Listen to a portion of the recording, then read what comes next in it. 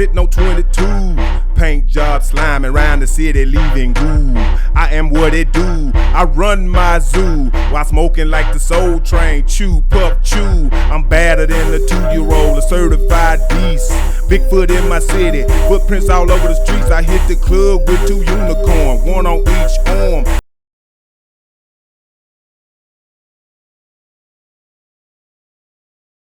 I'm riding, ride manual. Real niggas listen up. This is the manual. On how to bomb, on how to shot tall, and how to stand tall, and I done done it all. Real player. You heard me? You see me? Salute G. If you hear this, you need to fear this. West.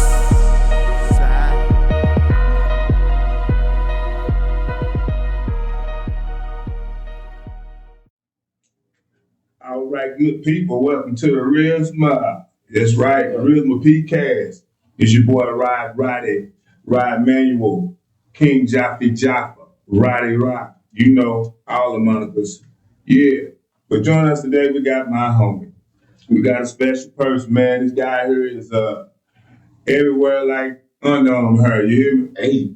You can't miss him. You see him on TV, you see him making movies, you see him on stage, you see him in videos with famous rappers and famous artists in Washington, D.C. with senators. And you can't miss him, man. You catch him in Cali, man. You catch him, you know, filming his own. I call him Young Spike Lee. He from where I'm from. You know what I'm saying? He from Lake Como, Texas, man. Fort Worth, West Side. Y'all know what it is. But yeah, joining me today, we got my boy JD, a.k.a. Aggravated Faux Brave, with his hat bad. But yeah, a real one, boy. If you don't know what real is, check my boy out, man. Appreciate you for joining me today, little homie. Yeah, appreciate you, man. Come on, man. It's an honor. It's an honor to get that email this morning. And, you know what I'm saying? He had that bit to come on, break this podcast through, man. Yeah, man. Appreciate the RISMA, man, with Roddy Rock. Mm-hmm. Come on, remember I used to ride up there up to the Rock Bottle studio on my bicycle after Grandy's, you know what I'm saying? Come on, dude. Trying to bring a couple steak dinners or something, you know what I'm saying? Some of them leftovers and shit they be trying to throw away. And shit, y'all be in there working on miracles. One time Bushwick Bill came there while I was recording that song you would put me on. That's right, you, yeah, when he was sleeping on Little Ottoman. He was, Bushwick was my partner. Cool dude, man. Yeah, I remember that. Yeah, man. R.I.P. Bushwick Bill, man. Man, R.I.P. Bushwick Bill. And Rock Bottle, man. And come on, Mud Bone Click. Neck Bone Click. Yeah, Neck Bone Click, man. UG. Say, man, I'm living. Check this out. I'm trying to let my people know about you, man. I know they know you. They know you once I show you, they gonna know they know you. You can't miss you, man. You done been everywhere. I think you're a marketing promotion genius. I think you're a young entrepreneur. You know what it is. Yes, sir. You know what I'm saying? A musician, an artist, a comedian, a philanthropist. He love the kids, you know. And you know, I ain't seen him go nowhere. We ain't welcome people that know him or don't know him. I ain't happy to see him. You're my partner, man. You're good dude, man. I like the way you move. You know, you come from a family of hustlers. You know, as far as I know. I mean, from what I know. And man, just tell people about yourself. Like, you know, what all do they call you? What's your government name? And then what's your agency? Man, I didn't know until I moved to Fort Worth because I was born in Austin, Texas. Okay. And I was in and out of Como my whole life. Every 4th of July, I was out here. Just one of them, I was overseas in Turkey because my papa was in the Air Force. And then one of them, I was in Alabama. But every other 4th of July, I'm right out here in Lake Como, Texas. I see how you 45 years. You know what I'm saying? It's easy because we shit. Yeah. But the celebration in the neighborhood, for those who don't know, is where the city and, you know, parts of the state and family come back. It's like a big neighborhood family reunion. Yeah. For 2 days. Man. So, you know, we'll be out there reporting live the next one just to bring it to y'all, let y'all know how we do it here at the RISMA. You know, it's the P-Cast, where we heavily focused on the P. And the P stands for a lot of things, but it's a prominent letter in our alphabet. And it's a lot of words that lead to progression or speak of progression when you talk about the letter P. So we focus on that here at the podcast and, the PCast. We focus on that, So my boy here is one of the definitions of P, because there's many definitions. Depends on the person. You get it? So yeah, man. So what you been up to lately? What you got going? Like I was saying, man. When I didn't know my name was Jay until I came to Fort Worth. I'm gonna tell you how that happened. I thought my name was JD. Mm-hmm. Shit, man. I went to the 11th grade and the lady was like, "No, your first name is Jay." I'm like, "No, my first name is JD. How the hell you gonna tell me?" Shit. Called my mom up. I'm like, "Mom, you gonna try to tell me my name is Jay?" She said, "Your name is Jay. Your middle name D. That's what the space for." But that just kind of a whole lot with my character. I didn't know how that shit operated for years, but still used what I did. So now you already know, man. I'm working jobs, getting this money on. Well, one thing I know about you, man, is if you don't know nothing else, the hood love you, man. Like a motherfucker. They love your energy, man, and they love to see you coming, man. And you're gonna come, it's gonna be positive. You're gonna be hype about it. And it don't have to be your idea or your thing, but if it is, which, like I say, it's songs, it's albums, it's movies. Look, I've seen a few of them, and I know about the other ones because you put the hood in there, and they happily join you and get in costume and do things like that for you because they want you to make it and they care about you. So, how many movies total do you have to this day? Man. Have you made, and when did you make your first one, and what made you? So shout out to Walter J. Archie. That's who you hooked me up with when I went rock bottle and was showing off my little nigga rig videotape I did. R.I.P. my nigga Twin, you know what I'm saying? And when he redid it, we got that one. And then I came back with a Killer Part 2. Well, what did he redo? What's that one? He's telling people what. Oh, that one is the Killer Part 1, the original Killer. The Killer. You got to see it. Somebody overseas uploaded it if you want to check it out real quick. Yeah. And I'm going to be re-uploaded and everything. And got the whole hood on there. Mm-hmm. Basically did a movie with what we had. Everybody just pitched in. Right. Well, we're going to try to get that link down below. We're going to make it work. Upload it to the channel here, the High Life YouTube channel. Yeah. Here in a few days, we'll have it for you people that tune in and catch this. Then we back with that Rims. That's Walter made that movie. He wrote it, so it's kind of more together and more commercial and more like professional looking too. Yeah, Walter went to school for my shit more like Dolomite shit. His shit more like, you know what I'm saying, some shit that'll be in the movie theater type of shit. Right. Where it's perfect balance. I got to get on that. It was a good opportunity. We got to meet a lot of people. Right. And after that, I came back with the Killer Part 2. And that's a double disc. And it's hilarious. And double disc.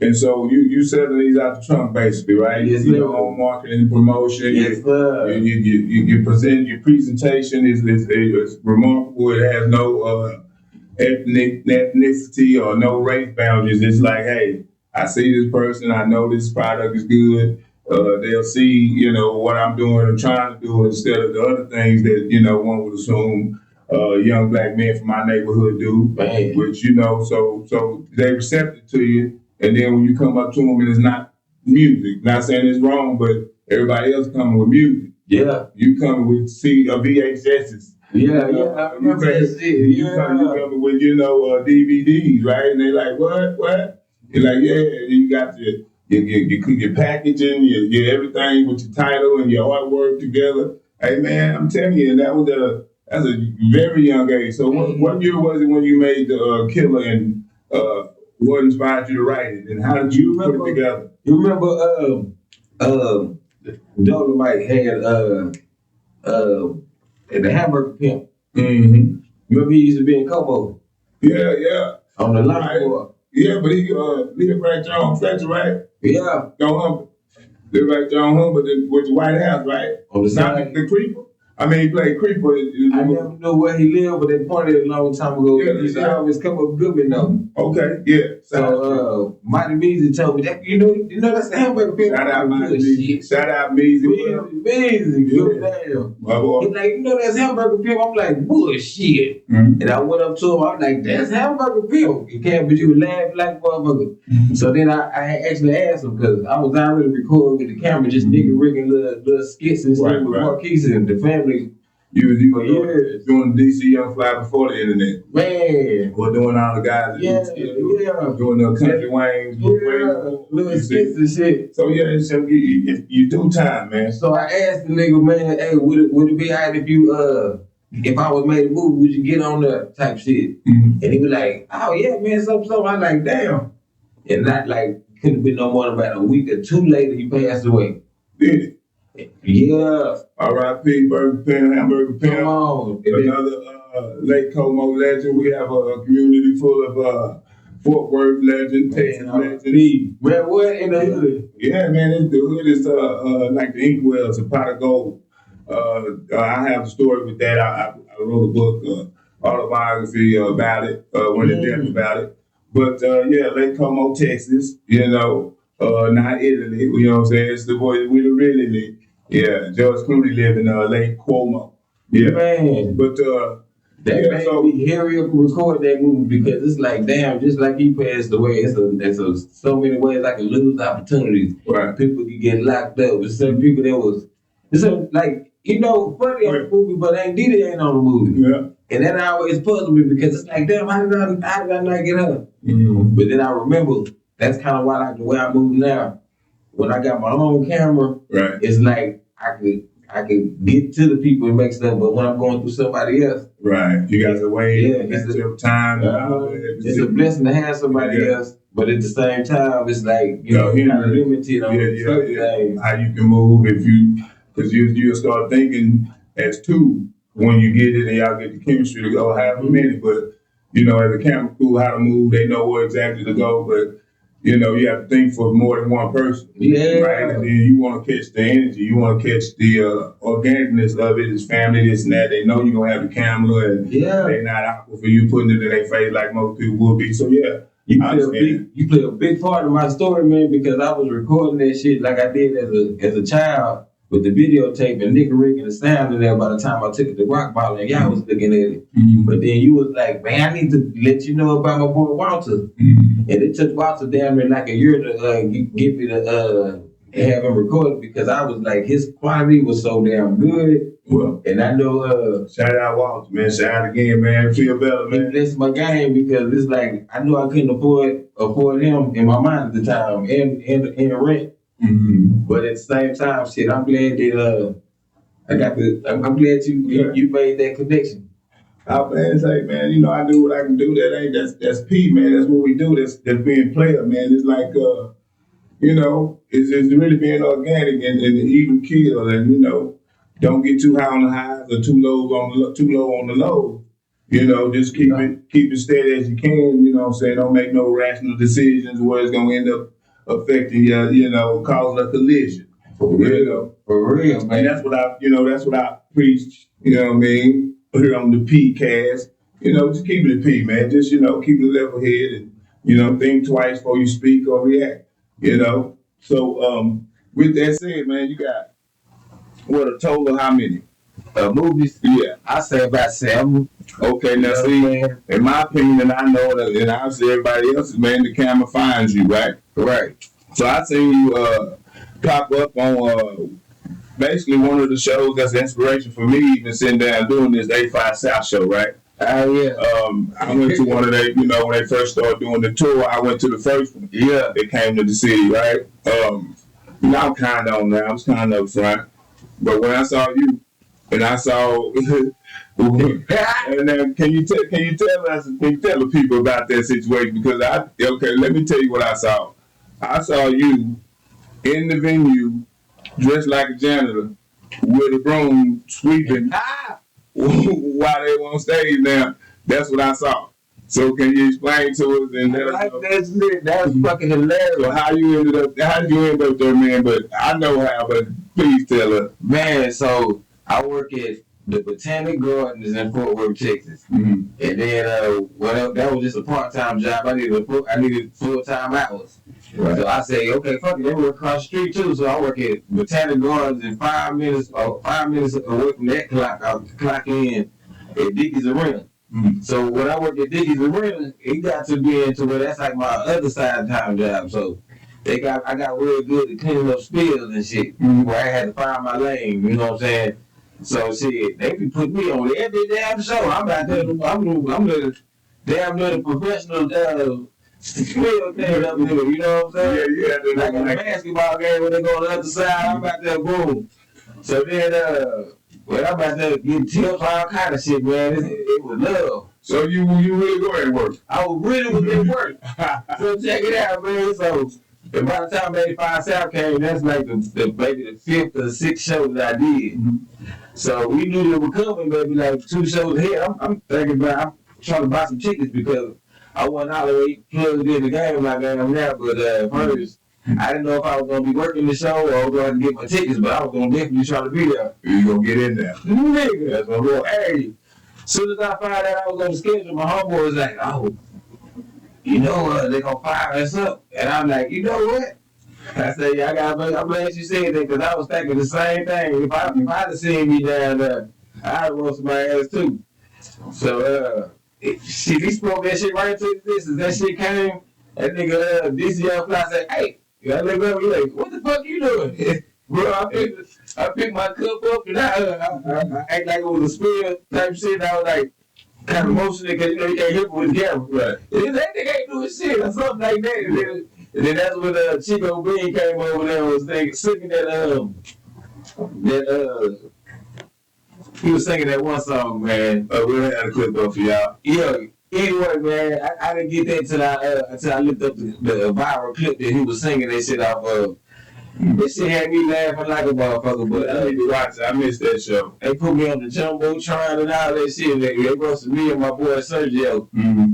Cause he was the essay on the walkie-talkie, but it was good though, man. They all good. That's how they do, man. But I felt like I blew up out there. I was like, thank you. But when I saw you on that, man, I was like, boy, that's my boy.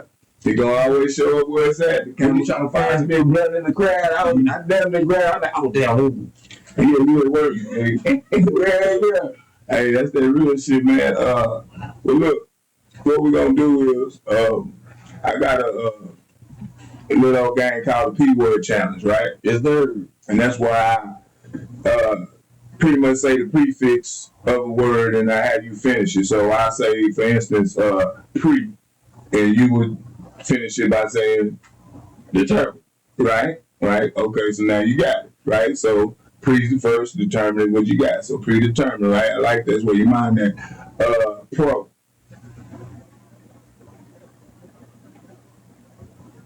Pro, saving money. Already. All right.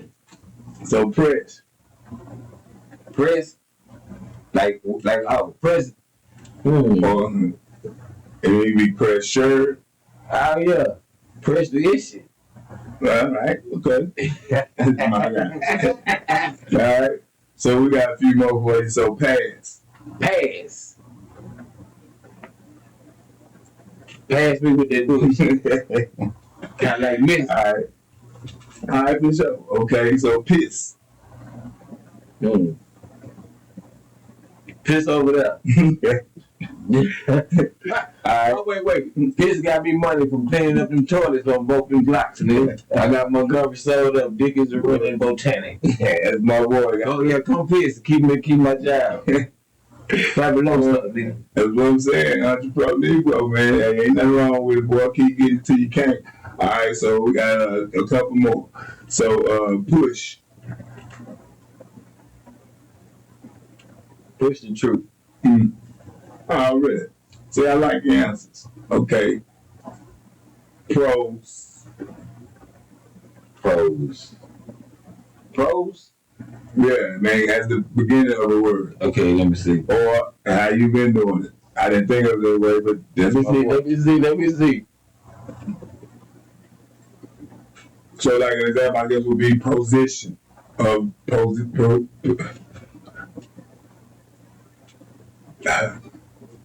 state. Pro focus. Yeah, man, we'll do it. And I'm this is a little question and answer game I like to play to get your brain working. Yeah. Just to keep we up. Come on, man, 45 years old. Yeah, just gotta keep your wits about you, man. You ain't never too old to get rich. And that's Pete, if you feel me. So yeah, I got some more little questions, man, that I'm going through, and let me chop it up and pretty much it really leads to motivation, man. It really just make your mind think and get you ready for your next 45. You hear me? Yes, sir. Because it's gonna be that you gotta be here to spend that money. You feel me? So what we're gonna do is I got to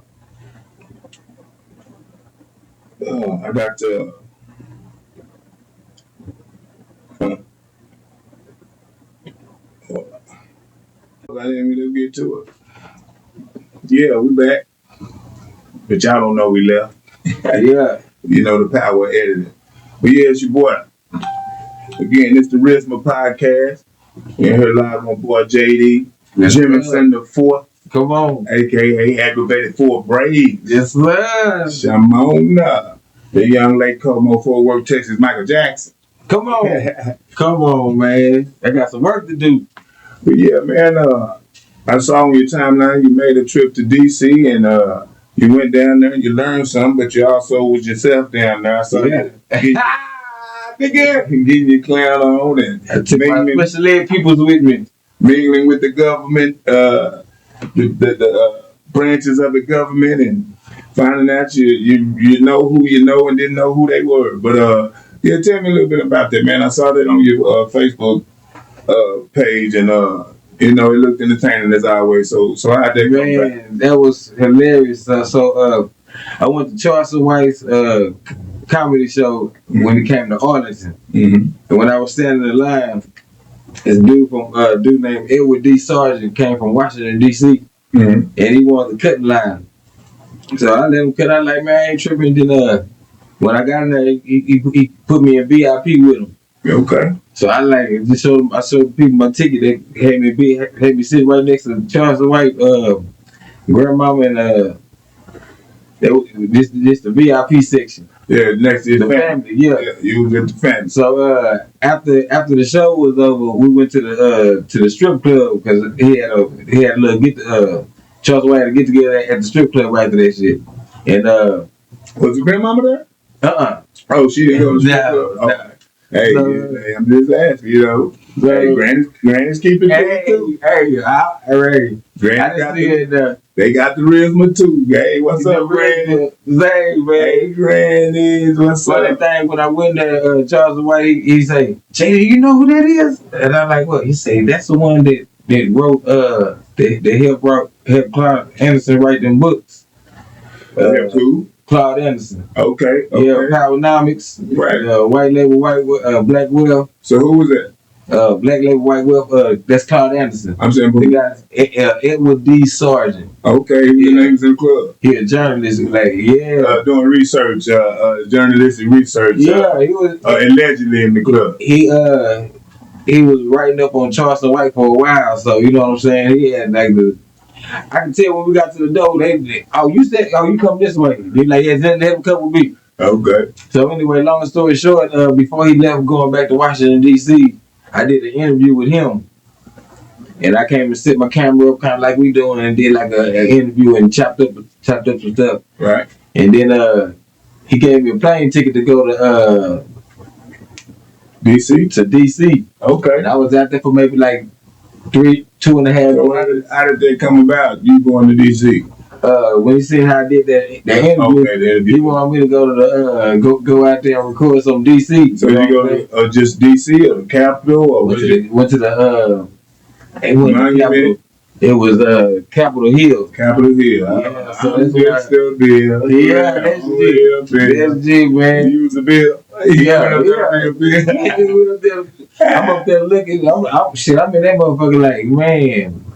Yeah. Like I'm having a good time. Right. So what's funny is he know about he know about politics and all that type of stuff. He a journalist and interested in. Man, he got to kick it and got to see everything. It showed you the P part of the branches of the government, right? In a very P way with the RISMA attached around it. I like that. That's what's up, man. Then I met a couple people out there and did some interviews with them. We still ain't released yet. Okay. But I made sure I showed shout out to Edward D. Sargent, man. Shout out. The RISMA be down with you. And as time goes by, the more I know, like, damn, I ran into some people. You know what I'm saying? Some P. To where, those interviews will be coming out pretty soon. And hey, that's what's up. We need to, we'll have a link below so y'all can follow along and see how this young man is moving and been moving all his life, man, and basically just following his nose and following his instinct and just being a genuine person and ended up in places that one wouldn't think or one would imagine you could do just by being a real loyal friend, a real person, man, and that's why blessings keep coming to you, bro. And that's I'm gonna tell you again before we get out of here, man, and I let you go. Enjoy the rest of your birthday, man. Appreciate you kicking it out with your boy. Yeah, man. Sir, on the RISMA P-Cast, man, and that's P, episode 1, man. You can't beat it. You know what I'm saying? My boy JD Jimmerson the 4th, a.k.a. Aggravated Folk Braids, a.k.a. Mr. Hustler, a.k.a. Entrepreneur Negro. You feel me? Yeah, man, that's how we do it, man. And thank you for joining us again, bro. Love you, man. Happy birthday. And enjoy your day, man. Man, real shit, man. Shout out to them LA niggas, man. Shout out to, man, goddamn Austin, Texas, Fort Worth, Lake Copo, Texas, man. Everybody that showed love, man. And I'll be in your city soon. You know what I'm saying? And Roddy, man, this is some legendary shit, man. You even call me your boy, man, say, you inspire me even more to keep it going. Say, man, keep doing what you do, man. I keep watching and helping and assisting in the way I can. Appreciate you for assisting me to get this rocket off the launch pad, man. And this is what we trying to do, man. Just move forward and circle back around to those that we know and met in our past or a while back, and that's still what they are when we met them. Keep it up, bro. Love you, man. Yeah, you do, man. Respect.